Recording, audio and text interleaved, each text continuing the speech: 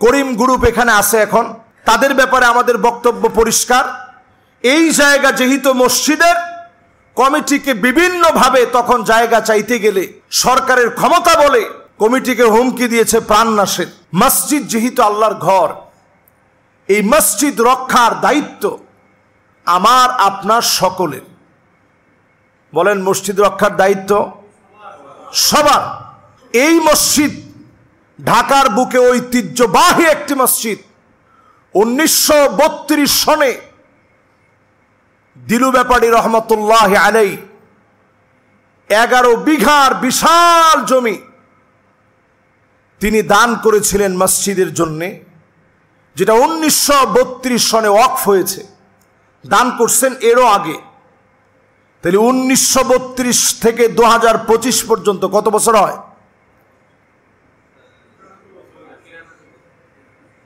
100 বছর হইতে আর মানে ওয়াকফ হয়েছে, এটার জন্য বাকি 7 বছর। আমি আমার ছোটবেলাতে দেখেছি এই মসজিদের পাশেই পুকুর ছিল, এটা আমি আমার নিজের ছোটবেলাতে দেখছি। আর এখানে যারা আমার মুরব্বীরা আছে ওনারা তো আলহামদুলিল্লাহ, আপনারা তো দেখছেন এখানে ধান ক্ষেতও ছিল। ধান ক্ষেত দেখছেন তো? এখানে ধান ক্ষেতও ছিল মসজিদের পাশ, মসজিদের ধান ক্ষেত।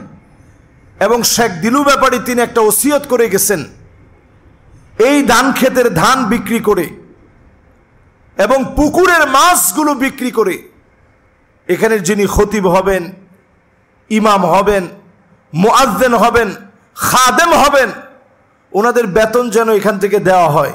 চিন্তা করেন কি সুদূর প্রসারী চিন্তা। পরবর্তী সময়ে যখন এখানে রেলওয়ের একটা একর হয়, তখন কিছু জায়গা সরকার থেকে অধিগ্রহণ করা হয়। সেই অধিগ্রহণের পরে সর্বশেষ হাতিরঝিল প্রকল্পের জন্য আরেকটা বার এই মসজিদের জমি সরকার কর্তৃক একোয়ার করা হয়। তার একটা টাকা মসজিদকে বুঝিয়ে দেয়। এটা সরকার কর্তৃক সিদ্ধান্ত নিছে, এই ব্যাপারে আমাদের কোনো কথা নাই। কিন্তু এর পরেও এসিল্যান্ডের কাছে যখন আমরা দরখাস্ত করেছি যে বাকি আর কতটুকুন জমি আছে আপনারা বুঝাইয়া দেন, সরকারি দপ্তর কর্তৃক 24 কাঠা জমি আমাদেরকে বুঝিয়ে দেওয়ার পরেও আমরা সেই জায়গা এখনো মসজিদ ব্যবহার করতে পারছি না। এসিল্যান্ড থেকে আসার পর আমাদের কাগজপত্রের মাধ্যমে আমাদেরকে বুঝিয়ে দিচ্ছে যে আপনারা এখানে 24 কাঠা জমি আমাদের মসজিদের এখনো আছে একরের পরে। এখনো সেই জায়গা আমরা যেতে পারছি না। ওই জায়গাটা নানা সলা কৌশলে সেই সময়ের যিনি ডাইরেক্টর ছিলেন হাতিরঝিল প্রকল্পের মেজর শাকিল, উনি বললেন এই জায়গাটা যেহেতু খালি আছে, পড়া আছে, আমাদেরকে কয়েকটা দিন ব্যবহারের জন্য দেন। যারা এখানে নির্মাণ কাজ করবে ওনারা এই জায়গার মধ্যে থাকবে, এরপরে নির্মাণ কাজ শেষ হয়ে গেলে চলে যাবে। নির্মাণ কাজ শেষ হয়ে গেল, আমরা আরেকটা বার ওনার কাছে অ্যাপ্লাই করেছি। সকল ডকুমেন্টগুলো দেখার কারণেই আমি আজকে জুমাতে আপনাদেরকে সচেতন করার জন্য কথাগুলো বলছি। আপনাদের অসুবিধা নাই তো? এই মসজিদটা তো শুধু আমার না, এই মসজিদটা কার? আজকে আমি এটা নিয়ে আলোচনা করতে চাইছি। মসজিদটা কিন্তু আমার না, মসজিদটা কোনো কমিটির না, মসজিদটা কার? মসজিদটা আল্লাহর ঘর।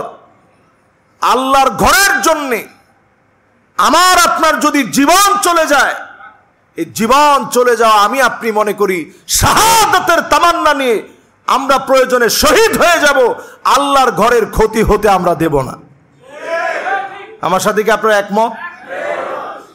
যদি আমার সঙ্গে আপনারা একমত হয়ে থাকেন, মসজিদের জায়গা 24 কাঠা জায়গা, বাংলাদেশের ঐতিহ্যবাহী মসজিদ, 1932 সনের মসজিদ, এই মসজিদের 24 কাঠা জায়গা নানা সলা কৌশলে মেজর শাকিল সহ ওই সময় আমাদের সঙ্গে কমিটির লোকজন গিয়েছে, বারবার নানাভাবে বুঝিয়ে শুনিয়ে এই জায়গা তারা আমাদেরকে বুঝায় দেয় নাই। যেটা এসিল্যান্ড আমাদেরকে আমাদের 2টা দাগ 4205 এবং 4207 এই দুইটা দাগের জায়গা মসজিদের জায়গা। এখন যেখানে আপনারা 3 সেট দেখছেন মসজিদের পিছনে, এই পুরো জায়গাটা মসজিদের জায়গা, কাগজপত্র সব মসজিদের। এবং আপনারা দেখেছেন বিগত 3-4 দিনে বিভিন্ন নিউজ পেপারে এ বিষয়ে খবর ছেপেছে। নানাভাবে বিভিন্ন সলা কৌশলে করিম গ্রুপ এখানে আছে। এখন তাদের ব্যাপারে আমাদের বক্তব্য পরিষ্কার। এই জায়গা যেহেতু মসজিদের, কমিটিকে বিভিন্নভাবে তখন জায়গা চাইতে গেলে সরকারের ক্ষমতা বলে কমিটিকে হুমকি দিয়েছে প্রাণনাশের। আমার চাচা এবং আমি যখন ভিতরে গেছি আমাদের আটকে রাখছে, ঠিক আছে, হ্যাঁ, করিম গ্রুপের কিছু লোকজন, ঠিক আছে, তারা নাম বলেনি, নাম প্রকাশ করেনি, বলছে আপনারা কোন ক্ষমতায় আপনারা ভিতরে আসছেন। তো ওনারা সম্মানিত মানুষ, আলহামদুলিল্লাহ। দিলু ব্যাপারীর নাতিনাতকর যারা এখানে আছে, অসংখ্য নাতিনাতকর এখানে আছে, ওনাদের শুধু পারিবারিক বাড়ি আছে 200-250 কম হবে না এই এলাকায়। সাতারকুল থেকে শুরু করে বাড্ডা থেকে শুরু করে আমাদের মধুবাগ, হাতিরঝিল, মগবাজার মিলায় ওনাদের আত্মীয় স্বজনের অভাব নেই। কিন্তু ওনারা শান্তিপ্রিয়ভাবে চেয়েছে মসজিদের জায়গা যেন মসজিদকে দেওয়া হয়, কোনোভাবে সেটা সুরা হয়নি। এভাবে করতে করতে করতে করতে করতে করতে বিগত 10 বছর ধরে মসজিদের জায়গাটা অবরোধ করা আছে, তারা দখল করে রেখেছে। আমরা কিছুদিন আগে মসজিদ থেকে একটা নোটিশ দিয়েছি কমিটির পক্ষ থেকে। সেই নোটিশের পরে তারা জানিয়েছে যে তারা নাকি রাজুক থেকে জায়গা নিয়েছে। সাংবাদিকরা তাদের সঙ্গে যোগাযোগ করেছে, তারা তেমন কোনো ডকুমেন্টস সাংবাদিকদেরকে দেখাতে পারেনি। তাদের সাথে যোগাযোগ করি, তারা আমাদেরকে জানাইলো যে তারা এটা রাজুক থেকে তারা এই জমিটা লিজ আনছে।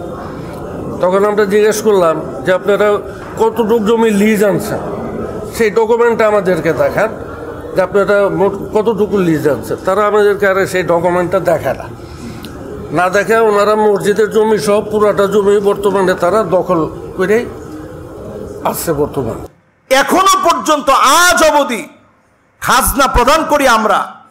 যদি জমির জায়গা অন্য কেউ হতো, খাজনা আমরা দেই কেন?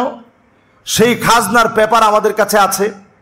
আমরা ইনশাআল্লাহ আগামী জুমাবারের আগেই আমাদের জায়গা আমরা বুঝে পেতে চাই। আপনারা কি বলেন? আপনারা কি আমার সাথে একমত? মসজিদ যত বড় হোক, মসজিদের এক টুকরা জায়গা অন্যায়ভাবে আমরা কাউকে দখল করে খেতে দেব না। এ কথা আমাদের পরিষ্কার কথা। আজকের জুমার মাইক থেকে পরিষ্কারভাবে আমরা ঘোষণা দিতে চাই, আল্লাহর ঘর মসজিদের 1 ইঞ্চি জমি আমরা কাউকে দখল করে খেতে দেব না। এ কথার সঙ্গে যদি আমরা একমত থাকি, ইনশাআল্লাহ আগামী জুমাবারের আগেই আমরা আমাদের কার্যক্রম ইনশাআল্লাহ চালিয়ে যাব। অলরেডি আপনারা দেখেছেন পত্রপত্রিকায় এসেছে, শান্তিপ্রিয়ভাবে, যেহেতু এটা আল্লাহর ঘর, আমরা কোনো মারমুখী হব না। এর পাশেই চায়না প্রজেক্ট আছে, ওনারা আমাদের দেশের আগত মেহমান, ওনাদের সঙ্গে আমাদের কোনো দ্বন্দ্ব নাই। এই গ্রুপের সাথে আমাদের কোনো দ্বন্দ্ব নেই। আমাদের দ্বন্দ্বের জায়গা হচ্ছে শুধু আমাদের জায়গা। আমাদের জায়গা আমরা ফিরে পেলে কারোর সঙ্গে আমাদের কোনো দ্বন্দ্ব নাই। দ্বন্দ্ব আছে? কারোর সঙ্গে আমাদের কোনো দ্বন্দ্ব নেই। মসজিদ সবার, ওনারাও আমাদের এখানে আসবে, নামাজ পড়বে, কোনো অসুবিধা নেই। কিন্তু আমরা আমাদের মসজিদের জায়গা যেটা বেদখল অবস্থায় আছে, বারবার চেষ্টা করেও আমরা আমাদের জায়গাটা ফিরে পাই নাই। ঠিক এখন যেই সময়, এই সময়কে অবশ্যই আমরা ইনশাআল্লাহ কাজে লাগাতে চাই। আল্লাহ যেন আমাদের জায়গা আমাদেরকে ফিরিয়ে দেয়। আপনারা সবাই পরামর্শ দিয়ে আমাদের সঙ্গে ইনশাআল্লাহ থাকবেন। যার যেভাবে শক্তি ক্ষমতা আছে, শক্তি ক্ষমতা মসজিদের জন্য ব্যয় করবেন।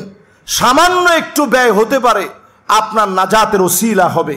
আদ-দাল্লু আলাল খাইরি কাফাইলিহি, ভালো কাজ করলে যেমন সওয়াব, ভালো কাজে অংশগ্রহণ করলে সওয়াব, পরামর্শ দিলে সওয়াব। সুতরাং আমরা আমাদের এই মসজিদের জায়গা ফিরে পেতে প্রয়োজনে আমরা প্রেস ক্লাবে যাব, সাংবাদিক সম্মেলন করব। মুসল্লিদেরকে যখন ডাকা হবে ইনশাআল্লাহ সদল বলে আমরা প্রেস ক্লাবে গিয়ে সাংবাদিকদেরকে ব্রিফ করব। আমাদের মসজিদে আলহামদুলিল্লাহ যারা এখানে আসছেন সাংবাদিক বন্ধুরা, তারাও ইনশাআল্লাহ প্রচার করবে।